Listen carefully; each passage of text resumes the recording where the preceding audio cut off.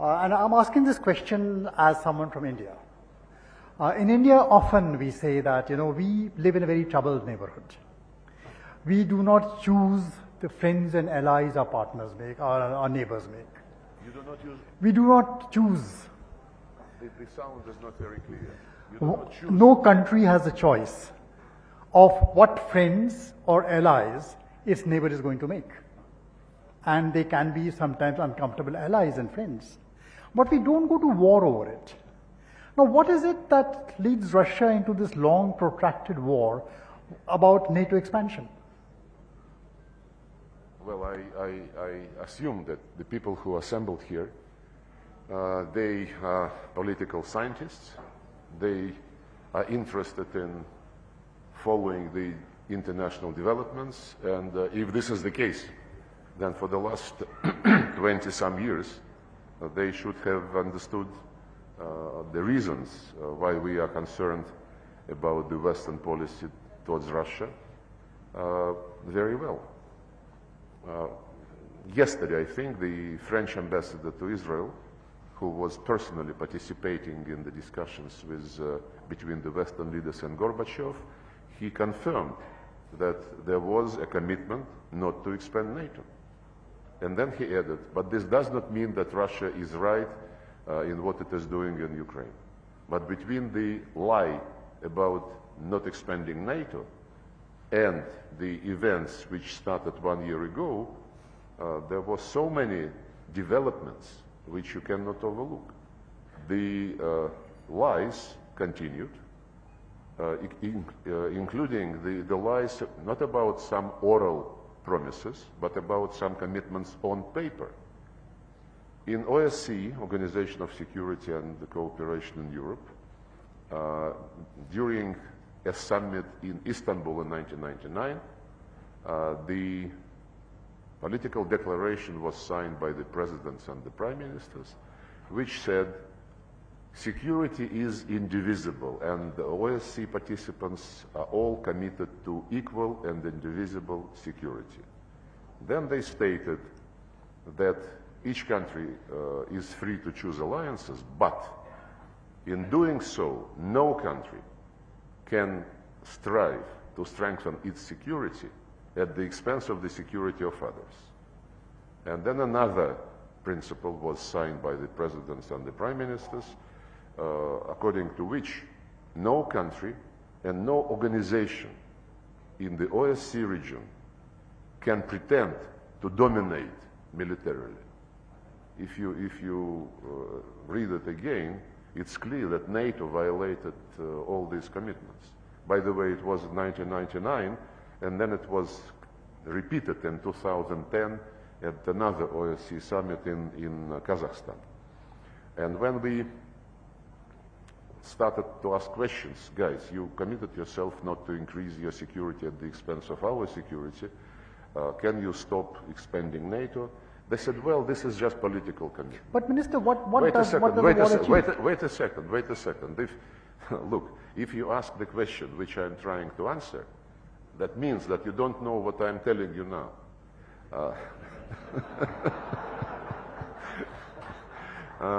So when we said, okay, you said this is political commitment. Let's make it a legal commitment. Let's put all these principles in a legally binding treaty. Indivisible security. You know what they told us? They said, legally binding guarantees of security can only be obtained inside NATO. Just looking into our face. We told them, look, President Obama signed this particular paper. Well, this is political commitment, forget about this.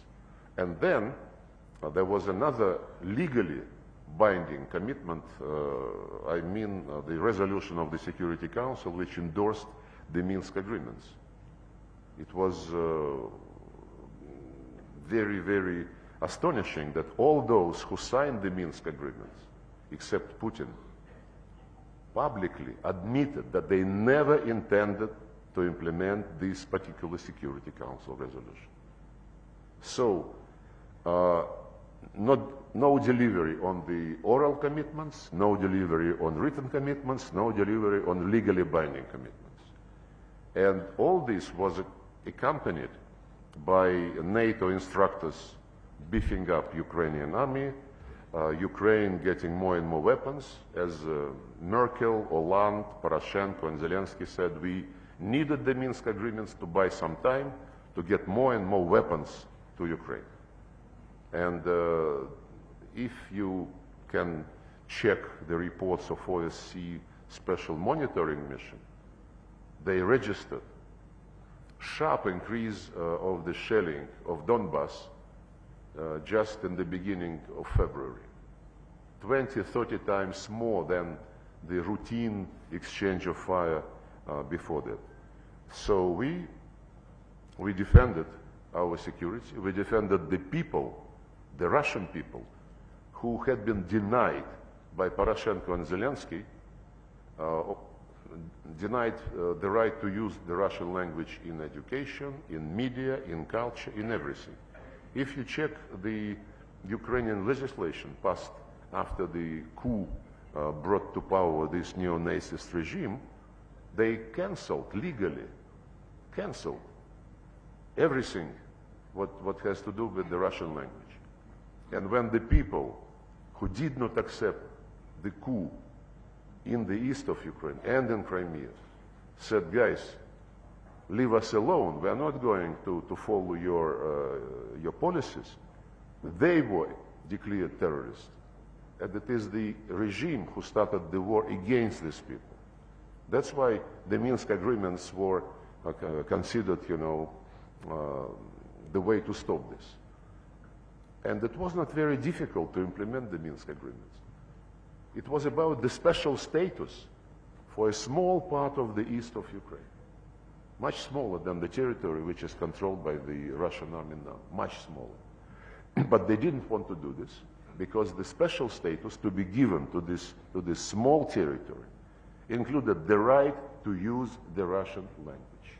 And this in itself was considered a taboo by the Nazists who took the power in Ukraine through a coup. Then there was the right to have some local police, which is nothing unusual, and then the right to be consulted when judges and prosecutors are appointed for this particular region. By the way, this is exactly almost the same status as was promised to Kosovo Serbs in 2013, a year before, 2 years before the Minsk agreements. This community of Serbian municipalities of Kosovo. The same stuff and the same trick. Cheating on Serbia in case of a community of Serbian municipality of Kosovo, cheating on Russia in the case of the Minsk agreements. Special status for the Serbs in Kosovo, special status for Russians in Ukraine. In both cases it was the European Union in the person of Germany and France, and also the High Representative regarding the Kosovo deal. And I am convinced that just like they admitted that they did not intend to implement the Minsk agreements, they never intended to implement the thing they promised to Serbs in Kosovo. But the war, I think I stop this here. military campaign, or whatever you call it, a war or enduring freedom operation, whatever name you may choose to call it, the bombing campaigns do not alter hearts and minds. They're the worst way to do it. In fact, they freeze people into positions, make further negotiations even more difficult. So where does this take us? Yeah. Tell me, when this conference started? What year? This is the eighth Raisina Dialogue we're having. 8th year. Eighth, so yeah. You started in 2014 or something? Yeah,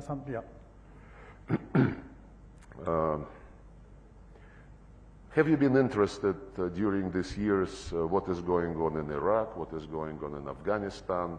Have you been asking the United States and NATO whether they are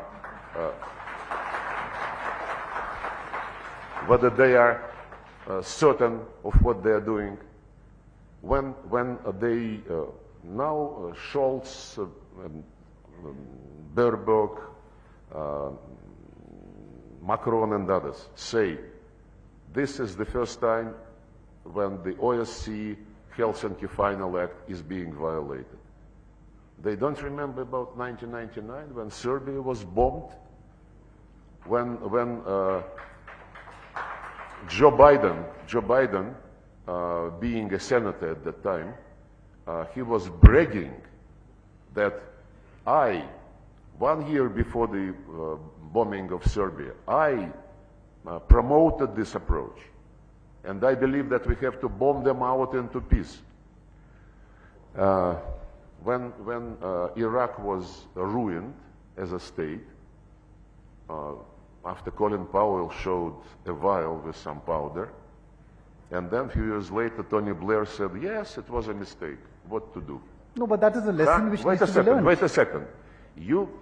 If you believe that the United States has the right to declare a threat to its national interest any place on earth, like they did in Yugoslavia, in Iraq, in Libya, in Syria, 10,000 miles across the Atlantic Ocean, and they have the right to do so, and you don't ask them any questions. And Russia, not just overnight, like they did in Iraq and elsewhere, but for more than 10 years, warning them, guys, you are doing something which is going to be very bad. But I think the question has been asked. One second. Not across the ocean, but just on our borders, on the territories where the Russians lived for centuries and centuries and centuries.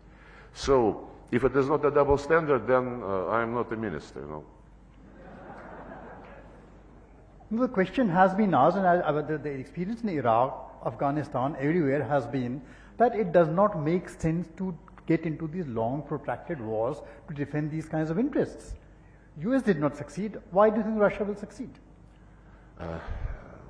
Well, you being the head of such distinguished audience, I fail to understand why you don't understand. It is. No, my simple question, Minister, is what is the end game? It is the war against everything Russian in Ukraine. Can you imagine that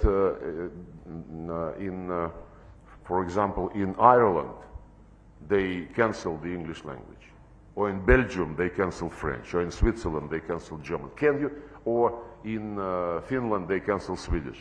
Can you even imagine this? Of course not.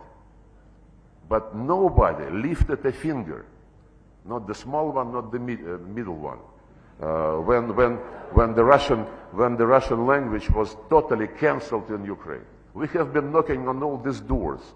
OSCE, Council of Europe, guys, why don't you say something? Why don't you tell them to behave? And during all these 8 years, I don't recall that your conference was addressing this problem. See, the question everyone asks here, and that's what comes from the other side is, the end to the war is simple. If Russia stops fighting, the war ends. And then perhaps there can be negotiations. Is there some end game which you are playing or the other side is playing? Where does this all take us? See, countries in the region are aghast at what is happening. They're affected by what is happening. Food, fertilizer, energy. Countries of the region are affected not by what we are doing in Ukraine. They're affected by the reaction of the West to what we are doing in Ukraine after we had warned them for decades, you know, that they should stop this expansion of NATO and pushing arms into Ukraine to prepare them for the war against us.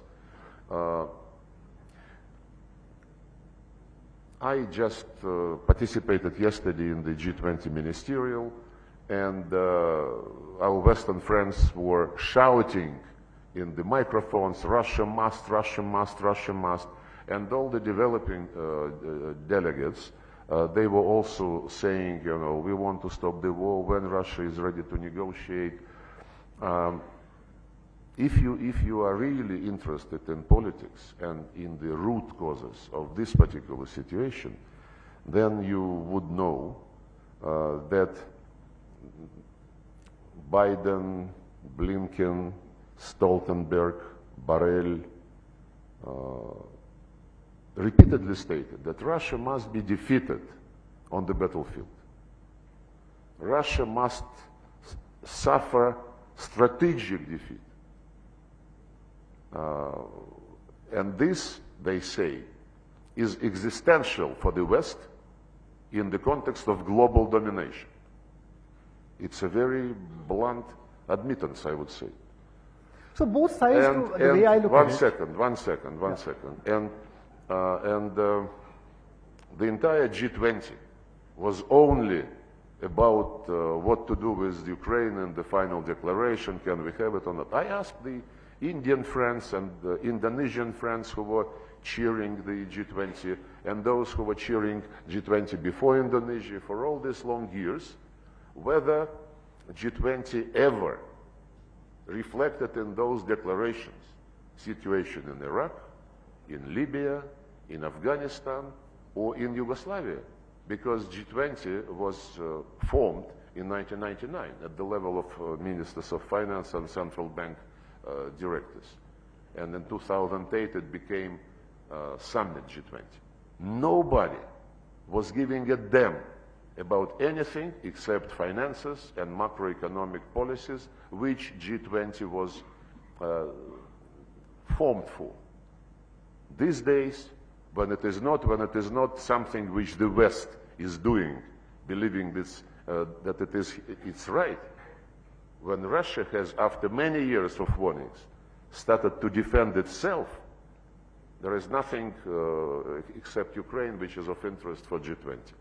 It's a shame. It's a shame, and this policy would fail. If they say this is existential for them, it is existential for us.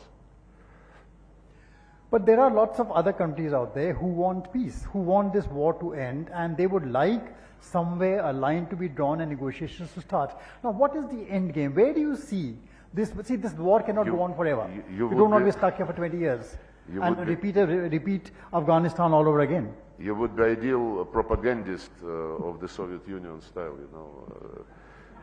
Thank you. Calling for peace, calling against the war. I am trying to explain to you that it is not black and white, that the sufferings of others are not related to what we are doing in Ukraine to defend ourselves at all. These sufferings are related to the sanctions, to the policy of blackmail, the policy of diktat, which the West is promoting. You know that all of them, Blinken, Stoltenberg, Borrell, ministers of European countries, they travel all over the globe and tell the countries to behave. Join sanctions, vote the way we tell you, and so on and so forth. If they are such big democrats, I mean, they should respect the right of other countries to take their own positions. Putin explained in great detail before we started this operation why we are doing this, why we didn't have any other choice. The West condemned. Treat others as grown-ups, as mature people. Don't tell them what position to take. The developing world basically was silent until the West started blackmailing them, threatening them, sanctioning those who would not sanction Russia. You know what? Many friends of mine in the developing world, they're telling me how this is being done. When the West says, the Americans tell them, you must vote this way or else. And they say, okay, I will vote the way you want me because I believe this can be explained by the United Nations Charter and so on and so forth. But what do I get in return? And the answer from the Americans is, you would not be punished. Fair deal, very fair deal. Then I have quite a number of friends in New York, and when I was there for the last General Assembly, I talked to them, and they were, many, if not most of them, were saying that they fully understand what is going on, and that we should not be angry at the way they vote. And they told me what arguments the Americans have been using when they persuaded people to vote in the General Assembly against Russia. The arguments were very straight. don't forget that you have a bank account in such and such bank, and don't forget that your kids go to Stanford. Bluntly. And I'm sure that there are many people in this room who know that this is true. So, Minister, we're running out of time, so just a last thing before I pass on for two quick questions from the audience. See, I agree that smart bombs don't exist, smart sanctions don't exist. No matter how much bombing you do, nothing is going to work out. You are going to cause damage, you are taking innocent lives all along. Similarly, smart sanctions, I agree with you, don't exist. They will always be possibilities. Collateral damage is extremely high. So there, yes, both sides need to get together and find a solution. But the point is that somewhere there has to be a line drawn to, okay, let diplomacy have a chance. Let's start talking once again. Look, No, but you really surprised me. The questions, my dear friend, you surprised me, because if you raise this issue, yeah, you should have done some homework. Do you know that Zelensky, everybody is asking when Russia is ready to negotiate, when Russia is ready to negotiate. The West continuously is saying that it is not time to negotiate yet because Ukraine must win in the battlefield before any negotiations. And Zelensky himself, nobody calls on Zelensky asking him when he is going to negotiate, but you should have known, preparing for this topic at this meeting, that in September last year, Zelensky signed a decree making it a criminal offense to negotiate with Russia as long as Putin is president. So can you address this issue? Can you invite him and ask him what he is doing? Can I take two quick questions from our Raisina young fellows? I'm sorry, we are out of time. Yeah. Hi, my name is Mridula and I'm from India, another Raisina young fellow. Just a related question on how the war has affected Russia's strategy on energy, and will it mark a pivot towards Asia? And if it does, how is India going to feature in it? Can you repeat this? The acoustics. How has the war in Russia? How has this war affected Russia's energy interests? Energy. Is it pivoting towards Asia?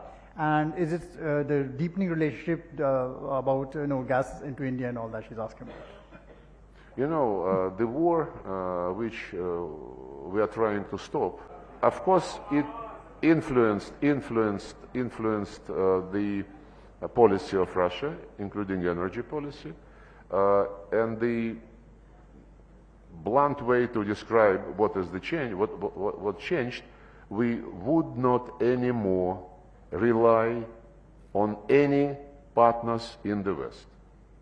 We would not allow them to blow the pipelines again. By the way, we asked for investigation, and immediately this investigation request was denied. The Americans called it a nonsense, and when Seymour Hersh published his findings, you saw what the reaction of Europeans and the Americans was. Germany was humiliated, and physically, and morally, and in any other way. Everything which is happening now is to reduce Europe to subordinate player for the United States, to undercut European competitive edge, and of course to ruin the economic link between Russia and the European Union. This is very obvious. So be it. If this is the choice of them, which fits, by the way, in the rhetoric, in the narrative that what is going on is existential for the West from the point of view of its ability to dominate, and everything fits into place. Thank you, Minister. And the energy policy of Russia will be oriented towards reliable partners, credible partners. India and China are certainly among them. Thank you so much, Minister. It was great talking to you. A pleasure having you here in Raisina.